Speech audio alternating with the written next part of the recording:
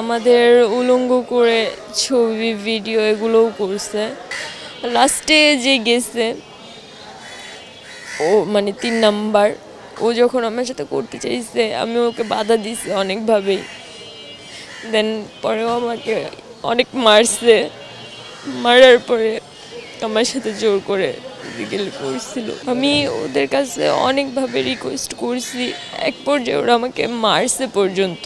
আমি ওদের পায়ে পর্যন্ত ধরছি, ধরে বলছি যে ভাইয়া আপনাদেরও তো ঘরে মা বোন আছে, আপনার বোনের সাথে যদি কেউ এরকম করতো তখন আপনি কি করতেন। এরপরেও যখন দেখতেছি আমি রাজি হইতেছি না, তখন জোর জবরদস্তি করে আমাকে ধর্ষণ করছে। প্রথম জন যাওয়ার পরে দ্বিতীয়জন আমাকে নিয়ে গেছে। আমাকে বের হইতে দিবে না, জোর জবরদস্তি করে আমাদের ৩ জনকে ভেতরের দিকে নিয়ে গেছে। আমি যখন বের হয়ে যাইতে নিছি তখন আমাকে একজন আটকায়, আমাকে বের হইতে দিবে না। আমরা যখন বের হইতে নিছি তখন আমাদেরকে সামনে থেকে ৫-৬ জন ছেলে আটকাইছে। আমি বলছি যে ভাইয়া সরি, আমাদের ভুল হয়ে গেছে, আমরা তো জানতাম না এরকমটা। কথাই করে করে ভেতরের দিকে নিয়ে যাইতেছে। তখন আমার ফ্রেন্ড সিজান আমাকে বলছে যে তুই সাইডের থেকে বের হয়ে যা। ১৪ই এপ্রিল আমি আর আমার ফ্রেন্ড মোহাম্মদপুর থেকে আসছিলাম ঘুরতে মধু সিটি, কারণ এখানে আমি আসিনি কখনো। দেন এর জন্য আসছিলাম যেখানে কিছু রিসোর্ট হয়েছে ঘোরার জন্য। তো জলপুর রিসোর্টে আমরা আসছি। ফার্স্টে ঢোকার পরে রিজবি যে আমাদের ফ্রেন্ড আমার সাথে, ওর সাথে দেখা হয়েছে। তো দেখা হওয়ার পরে আমরা একসাথে ঘুরলাম, খাওয়া দাওয়া করলাম, সবই করলাম। তো মধু সিটির ভিতরে মানে বসবে একটু জাস্ট এরকম একটা করছি। তো ওখানে নাকি মানে লোকজন অ্যালাও না, সেটার আমরাও জানতাম না যেহেতু আমরা ফার্স্ট গেছি। সন্ধ্যার দিকে মানে মাগরিবের আজানের একটু পরে। তো যখন মানে আমার ফ্রেন্ড সিজান যে বলল যে চাচা একটু খুলে দেন, আমরা ভেতরে বসবো।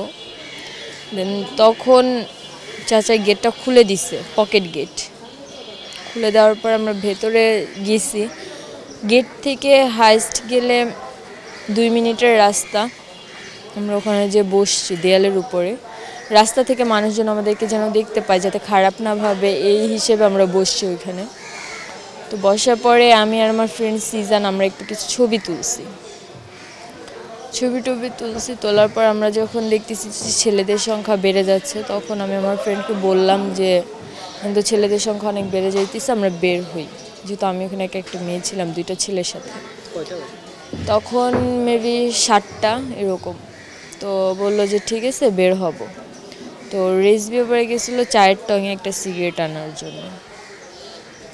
তো আসার পর আমরা যখন বের হইতে নিছি তখন আমাদেরকে সামনে থেকে ৫-৬ জন ছেলে আটকাইছে।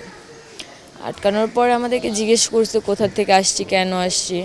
তো বলার পরে বলতেছি যে কেন আসছো এখানে, আসা নিষেধ জানানো। তো আমি বলছি যে ভাইয়া সরি, আমাদের ভুল হয়ে গেছে, আমরা তো জানতাম না এরকমটা। তখন ওরা বলে জানতাম না মানে কি। তো কথাই করে করে ভেতরের দিকে নিয়ে যাইতেছে। তখন আমার ফ্রেন্ড সিজান আমাকে বলছে যে তুই সাইডের থেকে বের হয়ে যা, যেহেতু তুই মেয়ে মানুষ, আমরা এই ব্যাপারটা দেখতেছি। তো আমি যখন আমার সাথে আমার ফ্রেন্ড ছিল 2 জন, রিজবি। তো আমি যখন বের হয়ে যাইতে নিছি তখন আমাকে একজন আটকায়, আমাকে বের হইতে দিবে না। তো আমাকে বের হইতে দিবে না, জোর জবরদস্তি করে আমাদের 3 জনকে ভেতরের দিকে নিয়ে গেছে। নিয়ে যাওয়ার পর 3 জনকে প্রথমে 3 জায়গায় বসানোর পরে সিজানকে মানে আমার ফ্রেন্ডকে আর রিজবিকে 2 জনকেই মারছে, মানে কি আছে কাছে সব দেওয়ার জন্য। তো একজন মানে কি একা আমার কাছে আসছে, আসার পর আমার ব্যাগ সার্চ করছে। যেহেতু আমি একটা পার্ট টাইম জব করতাম, আমার ফোনও চুরি হয়ে গেছিলো। তো ফোন কেনার জন্য আমি আমার স্যালারির থেকে 15,000 টাকা আমি জমাইছি অল্প অল্প করে। দেন ওইটা আমি ক্যাশে নিয়ে আসছিলাম। আমি আর সিজানে জানতো যে আমি টাকা নিয়ে আসছি, যে আমি বাসায় যখন যাব দেন তখন একটা ফোন কিনে নিয়ে তারপরে বাসায় যাব, এটা আমি প্ল্যান করে নিয়ে আসছিলাম। তো ব্যাগে যে টাকাটা ছিল ওটা ওরা নিয়ে নিছে, মানে ওই যে ছেলেটা আমার কাছে আসছিল ও নিয়ে গেছে, কেউ দেখে নাই। তো নিয়ে গেছে পরে আমাকে নিয়ে গেছে ভেতরে। তখন সিজান আমার মানে আটকাইতে আসছিল, ও আটকাইতে আসছে বিধায় ওকে মারছে, প্রচুর মারছে।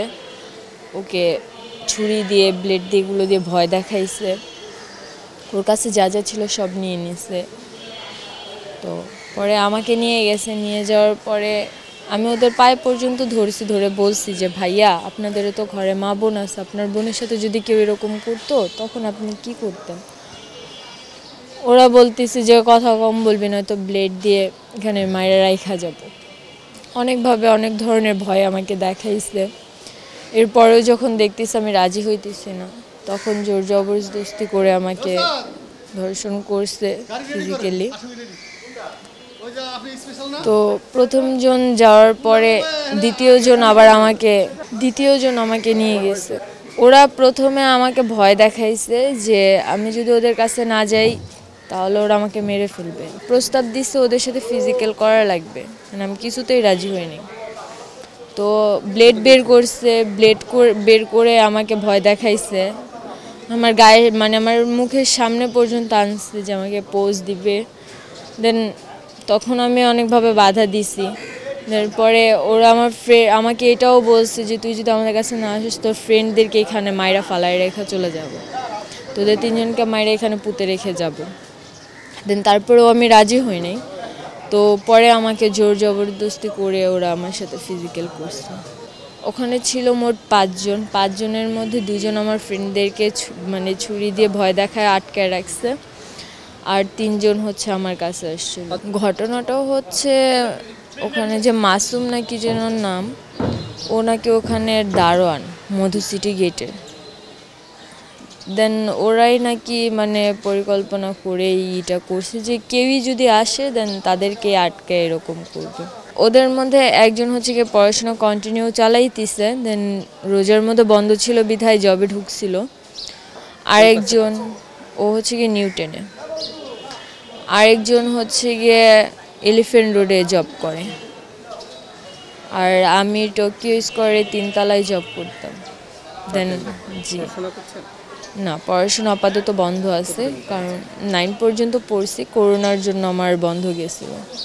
আমি ওদের কাছে অনেকভাবে রিকোয়েস্ট করছি, এক পর্যায়ে ওরা আমাকে মারছে পর্যন্ত।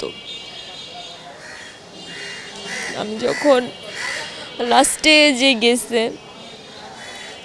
ও মানে 3 নাম্বার, ও যখন আমার সাথে করতে চাইছে আমি ওকে বাধা দিছি অনেকভাবেই। দেন পরেও আমাকে অনেক মারছে, মারার পরে আমার সাথে জোর করে ফিজিক্যাল করছিল। হ্যাঁ, আমরা মানে ঢুকছি 7টার দিকে, দেন ওখানে 5-10 মিনিট ওখানে বসছি। দেন এর পরের থেকে এই ঘটনাটা আমাদেরকে 2-2.5 ঘন্টা আটকায় রাখছিল ওখানে। ওদেরকে খালের পাশে একটা পাইপ আছে, দেন ওইখানে ওদেরকে আটকায় রাখছিল। আমাদের উলঙ্গ করে ছবি ভিডিও এগুলোও করছে সবারই। দেন আমাদেরকে এগুলো দেখিয়ে ভয়ও দেখাইছে যে আমরা যদি পুলিশের কাছে বা এলাকার কোনো বড় ভাইয়ের কাছে যাই, তাদেরকে যদি নিয়ে আসি ওখানে যাই, তাহলে নাকি ওরা এগুলো সোশ্যাল মিডিয়াতে ছেড়ে দিবে। জি, তারা জানাইছে, জানানোর পরে ওখানে অফিসাররা যায় ওনাদেরকে ডাকছে, কিন্তু ওনারা অফিসারকে বলছে যে আমি নাকি খারাপ মেয়ে, আমি নাকি এর আগেও ওখানে ধরা খাইছি, এটা নিয়ে নাকি বিচার সালিশ হয়েছে। কিন্তু আদৌ এগুলো কিছুই না, কারণ আমি ওখানে গেছিলামই প্রথম সেদিন। আর আমার যতদূর মনে হইতেছে ওনারা মাসুমকে বাঁচানোর জন্য এই কথাটা হয়তো বা বলছে। পরিবার এখন কি বলছে? পরিবারে আপনার কে কে আছে? পরিবারে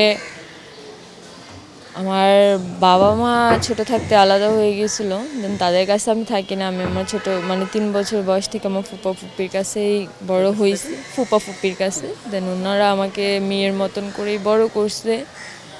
তো ওইখানেই আমি থাকতাম। তো ওইখান থেকেই ফ্রেন্ডদের সাথে আসছিলাম ঘুরতে। দেন এরপর জি